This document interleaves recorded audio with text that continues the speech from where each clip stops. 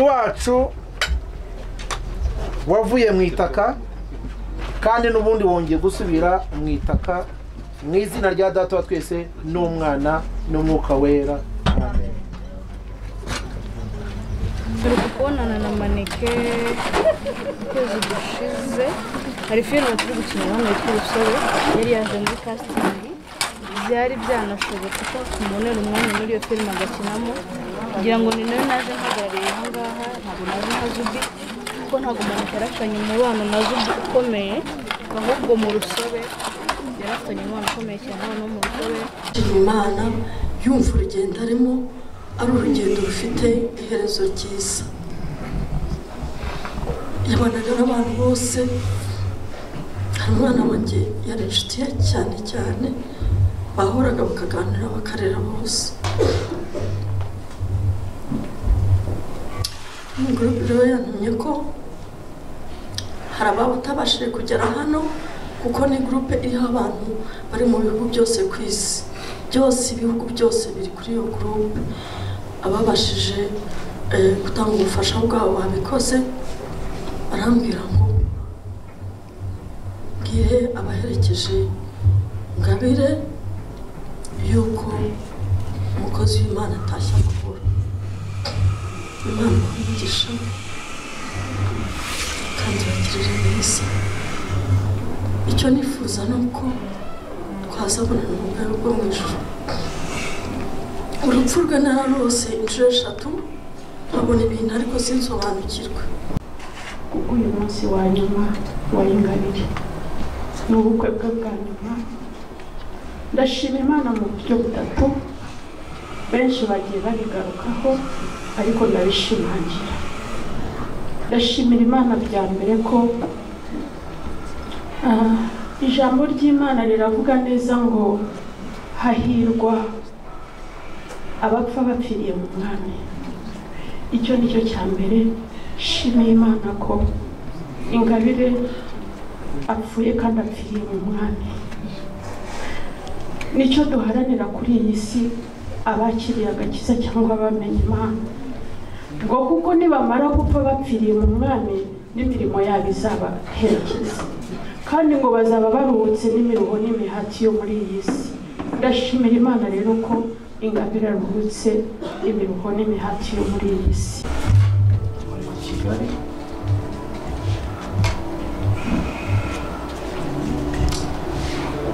na n'ubu nubwo nambaye gutya, nubwo twese twicaye hano, ntabwo ndemera ko Maneke yapfuye. Muri njye ntabwo ndabyumva ariko nzi ko tuzongera tukabona na Maneke. Maneke yari inshuti yanjye.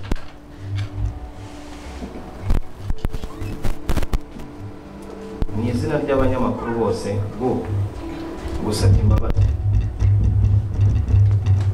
mu izina ry'abanyamakuru bose bitangazamakuru ibigo bitandukanye tugusabye imbabazi. Nubwo atari njyewe wahamagaye bwa mbere ngo tubahe ikiganiro, ariko igihe namenyanye na Maneke yarishimye kandi namwe mwarishimye. So abanyamakuru bose basabye imbabazi muri rusange. Ku cya Irene nubwo atari hano, ni umunyamakuru mugenzi wanjye, reka mbimusabire mu ruhame, mbimusabire kumusogwerekeza Maneke. Irene, uzasura umuryango, uzasure Joe yasize, uzasure na Jim, byibura abo ngabo babe ikimenyetso cy'uko wasuye Maneke. Maneke tumenyana yansanze i Kigali, ndabyibuka bwa mbere twakoranye ikiganiro ku Gisozi, bwa kabiri namusuye i Musanze. Ikintu ngiye kuvuga, Maneke mu mutima wanjye nifuzaga kuzamukorera ikintu nawe akishima nk'umubyeyi. Ninjye twakoranye ikiganiro cyanyu, ikibanziriza cyanyu n'ikibanziriza ejo bundi ari kwa muganga. Maneke naje Musanze bitewe n'ubucuti bwanjye nawe, ndavuga ngo ariko watungura Maneke nkamukorera igisa nka anniversaire. Kumbe koko buryo umuntu agiye gutabaruka Imana igiye kwisubiza umuntu wayo, hari ibyimutegurira. Amasezerano yose yamusezeranyije irayasohora, ariko ukajya ubibona ko inzozi wari ufite ziri kugenda ziba, ariko ntumenye yuko Imana yenda ko kwisubiza. Maneke nibwo yahishuye yuko umugabo we yari yaramusezeranije yuko azamukorera anniversaire ageze imyaka 25. Kandi ishobora ndetse ko Maneke ashatse akiri muto. Uwo munsi tumukorera anniversaire nibwo yabivuze, ni njye yabibwiye. Aravuga ngo Emi, avuga na mugenzi wanjye twari turi kumwe, twari twabiteguranye, ngo murame muki ariko nanone muranshimishije. Ati ubu noneho niyo nashaka nakwipfira. Njye sinari nzi yuko nyine ibintu Maneke ari kuvuga byari ibintu ari Imana yabishatse. Ikindi cya kabiri, Maneke umukobwa nkunda uyu munsi niwe wamundangiye. Maneke aho uryamye wumve ko umuntu wandangiye sinzamubabaza, kubera ko ni isezerano nguhaye. Umuntu wandangiye sinzamubabaza, nawe ahari nzamukunda urukundo wamukundaga kandi ndushima. Ikindi wenda uyu musata arisubiza ijambo Maneke, message ya nyuma yanyandikiye, ya nyuma na nyuma yiwe yaranyandikiye ngo urukundo rwanyu ruzogera uko gusa.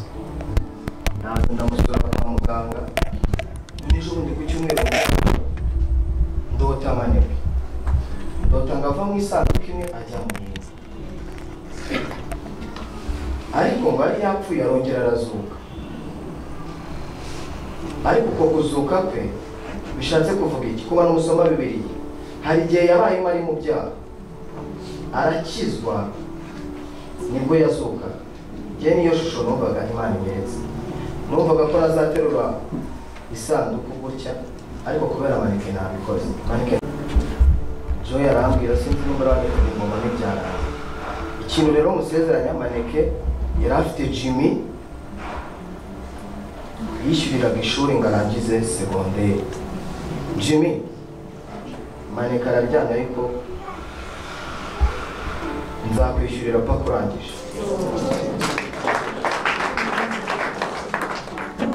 segonderi, uzayigwa irangize. Joy uri mushiki wanjye, Jimmy uri murumuna wanjye.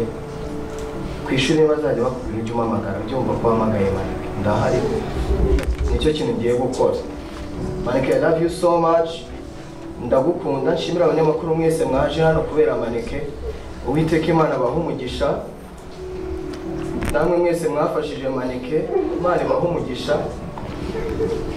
Jimmy, nta murumuna wanjye ngira, nta mukuru wanjye ngira, ariko uri murumuna wanjye, uri byose kuri njye. Maneke yakoreye ijuru, yarereye igihugu, yakoze byinshi.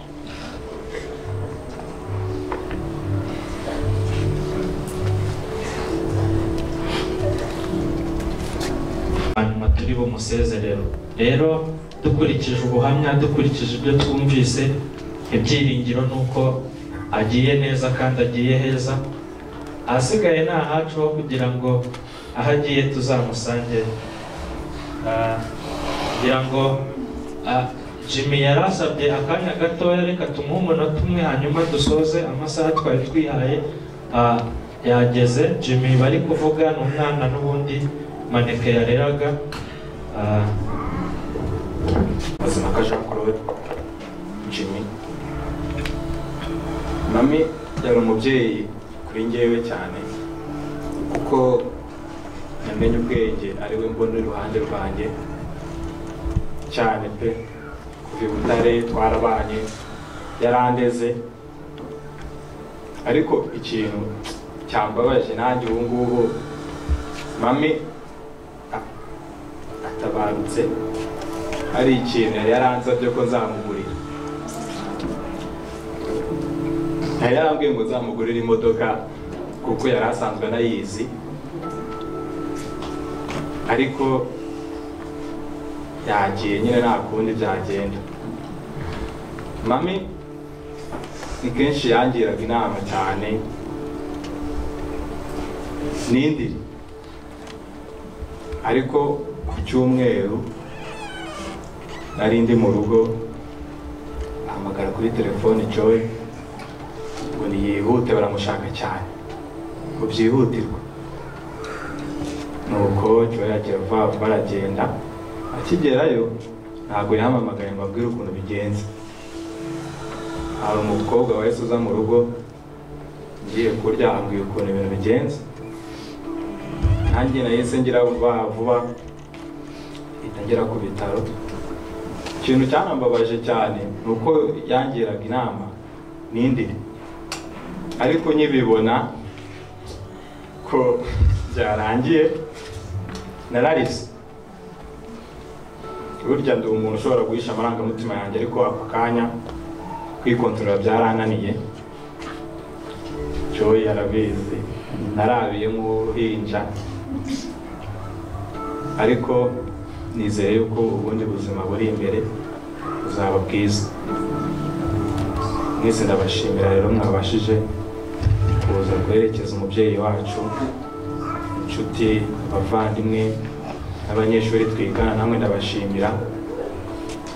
Binyeretse yuko mami yabanye neza pe, n'abari hanze babyumve. Mubyumve, mwakoze cyane. Imana ibahe umugisha.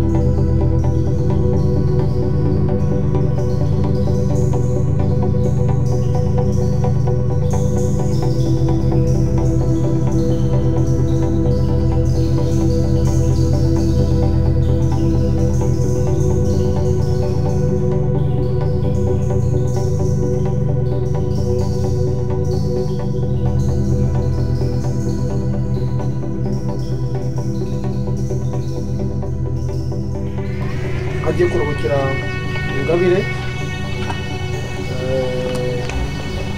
Umubiri we nahangaha rero ugiye kuruhukira, ugiye gusinzira hano mu gihe gito cyane, wenda tutazi yaba kera cyane yaba vuba, ariko turabizi ko ahangaha ariho azazamukira atashye. Bibiliya tubwira ngo abantu bose ari inyanja abo yamize, inyamaswa ariwo zatwaye, ngo impanda y'Uwiteka nivugira hariya.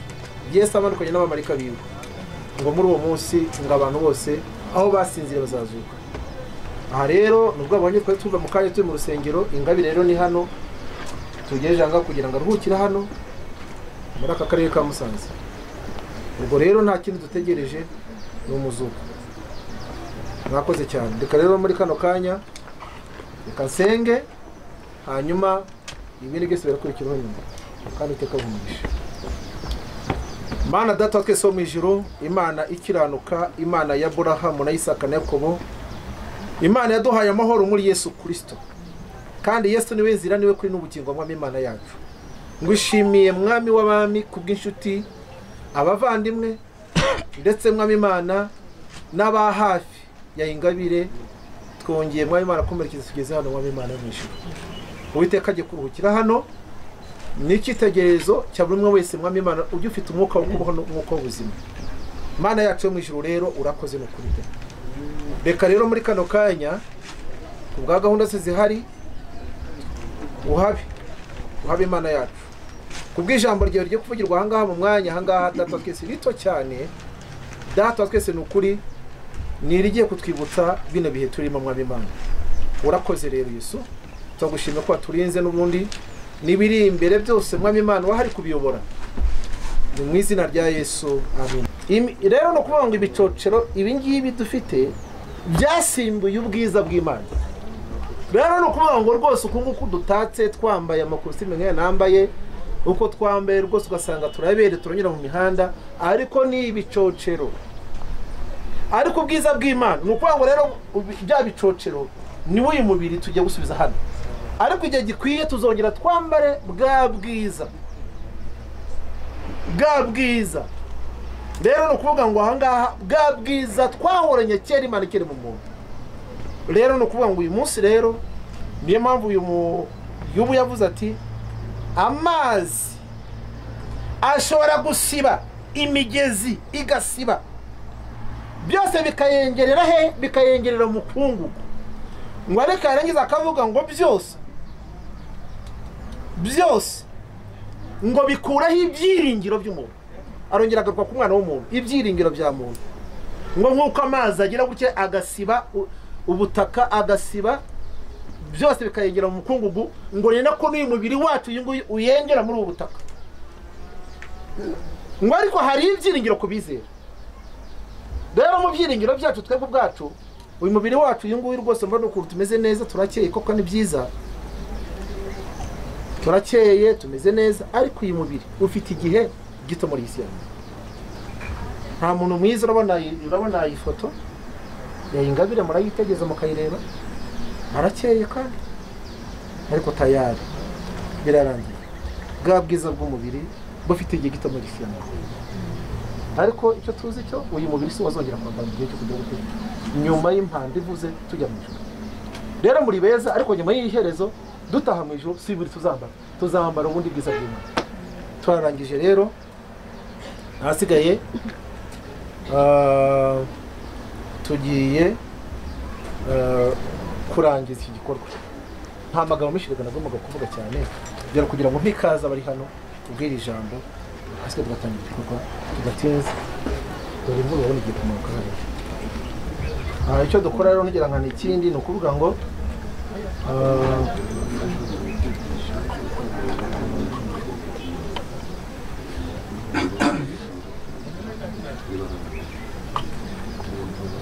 fine, twarangije buriya.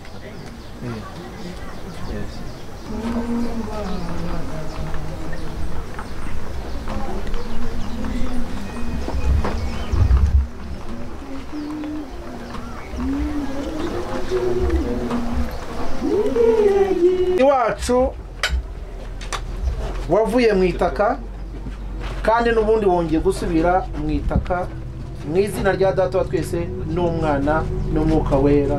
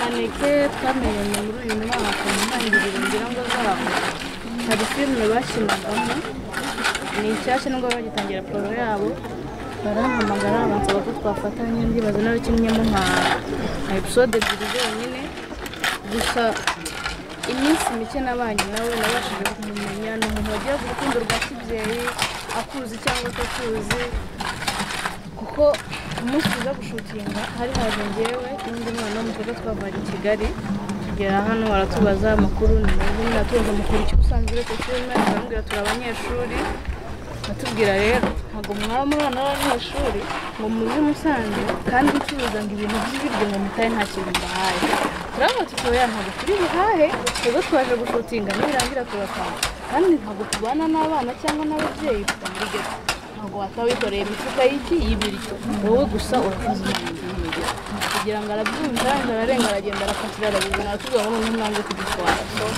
yari umuntu mwiza ntekereza ko ijuru ryungutse undi mumarayika uheruka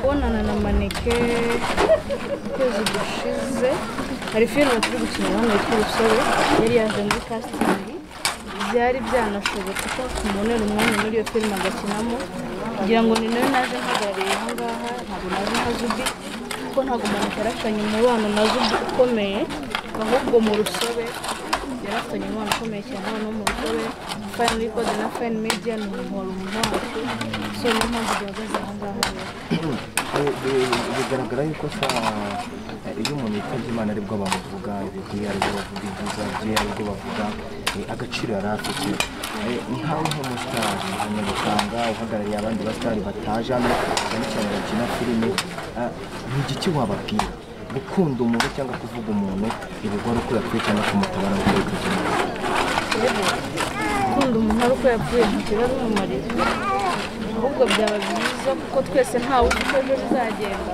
urwo rukundo twifitemo tugiye turugaragaza niba ari umuntu ukunda ukabimubwira ko umukunda niba ari n'umuntu wahemukiye ukibuka gusaba imbabazi hakiri kare kuko ntawamenya ushobora kuryama ugapfa cyangwa wagitambuka ku muhanda bagakwica so ndibaza abantu barega gukunda abandi ari uko bapfuye tukagira umutima wa kimuntu tukagarura rwa rukundo rwahoze mu Rwanda rwa kera umuntu akajya amenya ngo uyu ni umuntu nkanjye birashoboka ko naba nta gukunda kandi nta kintu dupfa izo nzangano rero ngenewe ko zagacitse kuko ntawe uzi ko ejo bizagenda ubuzima bufata nk'iki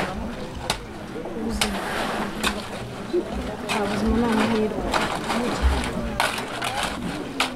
yo kuramuka cyangwa yo kwibuka kuko muri ubuzima numva ko ari amahirwe wagiriwe ikintu wabwira maneke aka kanya haruhukiwe ni igiki uvuye ku mutima ukurikije umubano mwabanye ukurikije amagambo yakubwiye ukurikije inama yakugiriye ni igiki ushobora kuba wamubwira uyu munsi ako kanya duhagaze aha ngaha wari ufite ni ku mutima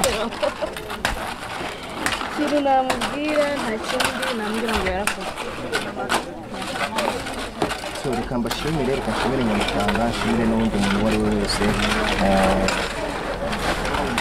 wakundaga maneke yewe ni umunsi ndacyabimashimira nagiye nkora ibiganiro bitandukanye bimuhururiza bivuga ngo tugire icyo dutanga rero uyu munsi mwese ndashimira itangazamakuru mwese Isano, Agasaro TV, Legacy TV, Iris, Afrimax mwese ndabashimiye cyane ndashimira na boss wanjye wemeye no kunyohereza hano nshimire Nyabitanga nshimire buri muntu wese witanze kugira ngo duherekeze umuvandimwe w'amahoro Nyabitanga komera n'abanyarwanda dukomerane kandi nzi ko aheza ni mu ijuru kizo nanjye reka nshimire hari abantu twazanye aha ngaha dukorana mu rusobe ndashimira boss wacu w'urusobe cyane ko rwose inkunga yo kuza aha ngaha numva fitingi yahagaze abantu ntibabone se gutya ngo bagire ngo nuko nasuzuguye ikiriyo cyangwa ikiyoya twaba turi mu kazi biba ngombwa ko tuzahagarika tukaza aha ngaha so ndashimira boss wacu rero ndashimira Fine Record na Fine Media barakoze cyane kandi abandi aho muri Imana ibarinde ibahe n'amahoro murakoze cyane nitwa Mudahige Emmanuel abantu benshi cyane banzi ku izina rya Fisi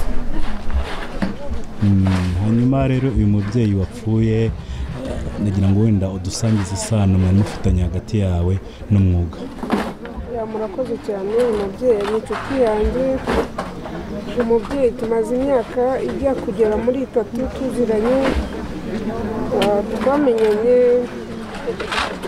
nakundaga kujya mu Ruhengeri n'i Bugande gucuruza amafilimi hanyuma turamenyana tumenyanye ntabwo ngenda nagera mu Ruhengeri nkamusanga aho akorera akanyireshyeshya agira ngo rero nimba tungana mu mubyibuho akansetsa akambwira ngo duhekane mbese yari umumama uri fani w'umwana mwiza cyane hanyuma nk'abakunzi ba sinema urabona ari kimumbye cyane cyane ko hano turi ni mu majyaruguru, ni ahantu hasa nk'ahiteruye umujyi wa Kigali, ariko biragaragara ko sinema yambutse ikagera no mu ntara, ku buryo nguyu hari ikintu mwarimo muziho. urabona hari igihe kimugiye guhomba muri sinema nyarwanda? urakoze, duhombye umukinnyi kuko yari umwakitrise mwiza, yari azi kwakitinga, ndetse ikindi twari dufitanye poroje, twari twavuganye ko mfite njyewe YouTube channel yitwa Filime official, twari twavuganye ko azaza kunkinira muri filime nshyashya yanjye yitwa Kabashengure dukorera Kacyiru. Ubwo rero ibyago nyine nagize nanjye apfuye tutanakoranye, gusa ikintu namwifuriza kuzabona ijuru, kuzagira iherezo ryiza, Imana izamube. Ndetse n'abakorana na murumuna wa Jackie baturutse ku murenge wa Jari, nabo mwaza mugashyira ururabo rwanyu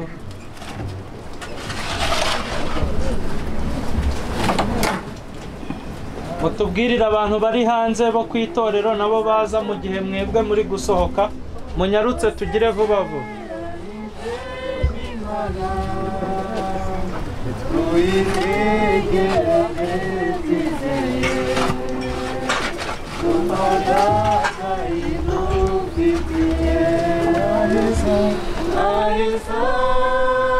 Agakizaho family nabo babe bari hafi.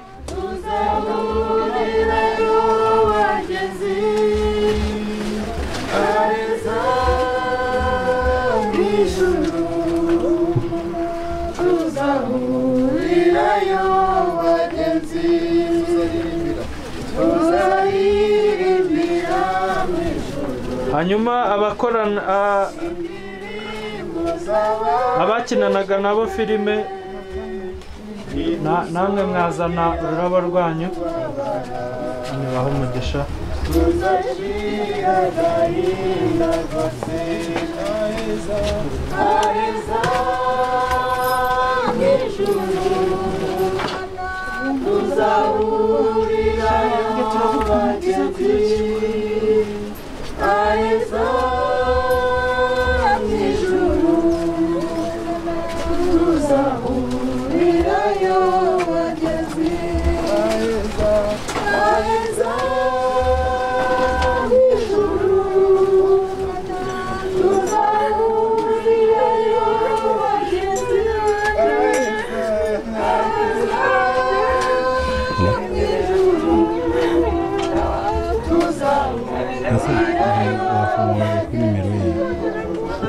Muhamagare kuri nimero ye.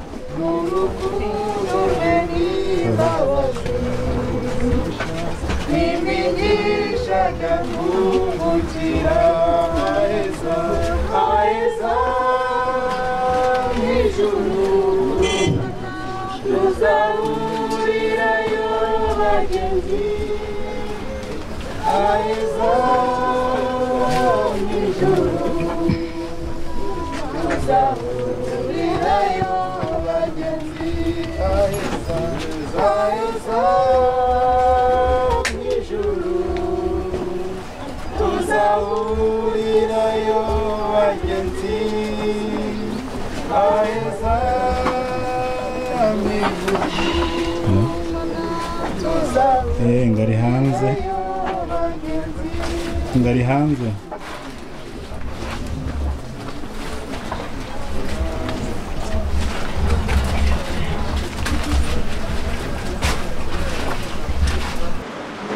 Kubwo kubura uyu mubyeyi Ingabire, yari umujyanama, yari umunyamutima, yitangaga bikomeye. Yari wa muntu ushobora kuba agiye gukora ikintu kimuha inyungu, ukamuhamagara mu cyaho gifite inyungu yawe, we ntayafite muri ibyo, ari ukubaka sosiyete gusa akaza akabikora. Mu yandi magambo, duhombye umuntu ukomeye. Nuko Imana ikora ibintu itabaje kugisha Imana inama twe abantu bayo, ariko itugishije inama ntabwo ibintu twakabyemeye.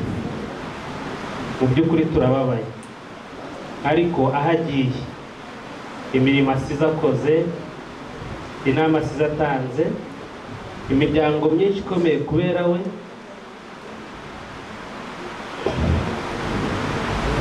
aherekezwe n'imirimo myiza yakoze. Imana ibahe. Murakoze. Nta bintu byinshi twavuga usibye kumusabira ku Mana mwakire aruhukire mu mahoro, ko yari umuntu mwiza cyane, yari umuntu twakundaga muri groupe Fine Record Studio na Fine Media TV. Turababaye, ariko ni umuryango mugari wose muri rusange kuko yatugiraga inama cyane. Reka yereze n'abandi. Murakoze. Ingabire yawe umubyeyi mwiza utugira inama, twabanaga neza, gusa nabonye abantu benshi bafite agahinda ku Ngabire. Nta n'uwabura agahinda, ariko Imana ishimwe ko yasaruye ibyayo, gusa aruhukire mu mahoro. Murakoze. Icyo nakwifuriza umuryango wa Ngabire, wifurije kwihangana, kandi icyo tuzi cyo ni uko tuzamusanga aho agiye. Imana ikiri mu bana. Murakoze. Reka dusoza tubashimire mwese, Imana ibahe umugisha, mwakoze kuza ku Ngabire.